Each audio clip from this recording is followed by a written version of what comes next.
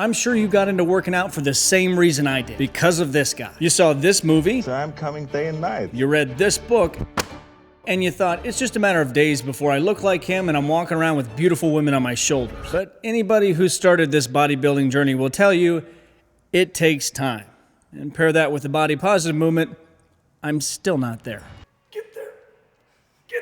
So I thought it'd be a good idea to take a look back at Arnold's style of training and nutrition to see if it still holds up today. Because since the golden era of bodybuilding, there's been numerous case studies done looking at his exact training style, and we just have a better overall understanding of nutrition so we can see if there's anything useful we want to integrate in our current training, or if it's all just D-ball and genetics. And I don't want to just sit here and look at case studies and critique what is our bodybuilding Jesus, so for the next 30 days, I'm going to go through his exact training program, and I'm going to eat everything he ate on his mass building diet. What kind of sicko eats 2 cups of full-fat cottage cheese? Oh, I'm gonna throw up for sure.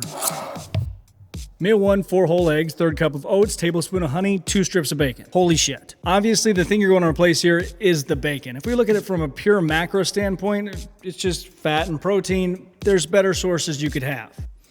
Fuck, it smells good though. When's the last time you've had bacon? Ooh, with the honey?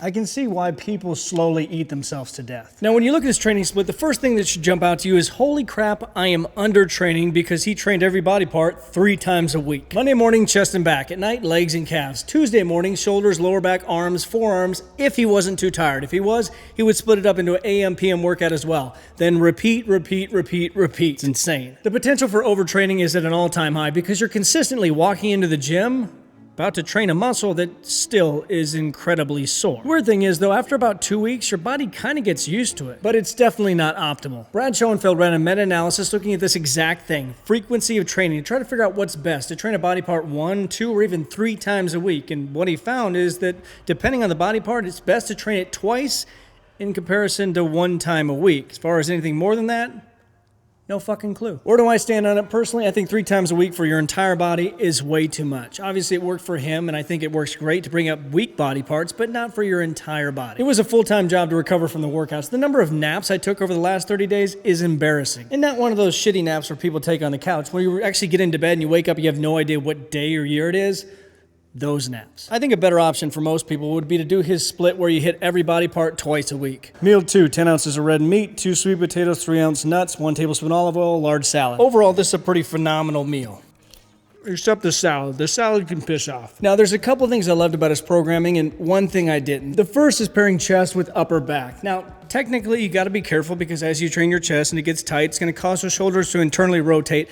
And it's not as simple as just pulling weight down, because as you train your lats, they actually insert on the anterior side of your humerus. So as those get tight, it's going to also cause that shoulder to tip forward and down. But as long as you focus on externally rotating your shoulders as you do your lat movements to bring in your rhomboids, your lower traps, I love this idea. Because 2 of the biggest complaints I hear from people is that I can't keep my shoulders out of my chest pressing movements and I can't connect with my lats. By supersetting, which is the majority of what Arnold did, supersets, trisets, giant sets, he wasn't really a big straight set kind of guy. You're actually targeting the muscles that are going to help bring those shoulders back before you press, and as you pull down, having that tight chest to work against should help you have a better mind-muscle connection. It's like that beautiful, horrible pain you get when you superset biceps and triceps, but to an even greater degree. It's definitely 2 body parts I'm going to continue to pair going forward for a while. 16 ounces whole milk, 2 scoops weight gainer. It's like cake batter. First thing I screwed up is I should have got chocolate. Vanilla sucks. Second, given the opportunity, always eat whole food instead of a shake. The quality of these things are not great, but you gotta wonder what kind of weight gainer shakes did Arnold have back in the day? I'm assuming it was just cornstarch and rancid protein. The farts.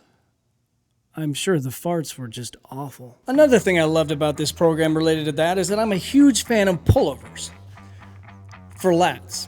I never do them for chest. I did when I was younger, but it's a bit of a tricky movement. The first half of the movement is perfect for targeting your lats, and as you continue to pull through, it shifts the focus to your chest, and surprisingly, does a really good job with this. I verified this with the EMG device. It's one of the few exercises that really targets those lower fibers, the ones that originate off your costal and abdominal sheath, but it's rare I would train chest and upper back together like this, so usually I just cut it in half and make it a strict back exercise. So now it makes so much sense why Arnold threw it on at the end, because it is the ultimate finisher. And you end up hitting secondary muscles that you constantly neglect, like your serratus anterior. And that thing is important unless you want your scap to pitch a tent out of your back. Quick break to check out our most recent foster. And no, it's not our fault. He had diabetes before we got him.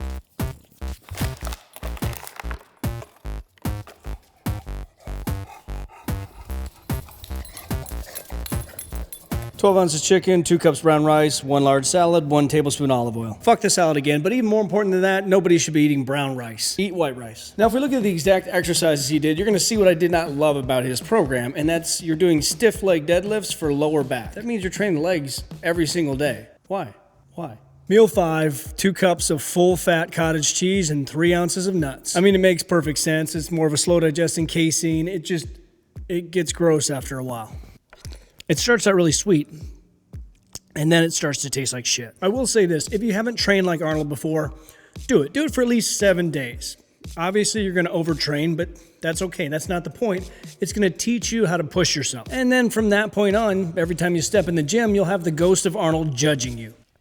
Just a public service announcement, no thick women were hurt filming this video. Also, if you've tried Arnold's training, you wanna try something else, programs are linked below, all only 20 bucks. Get after it.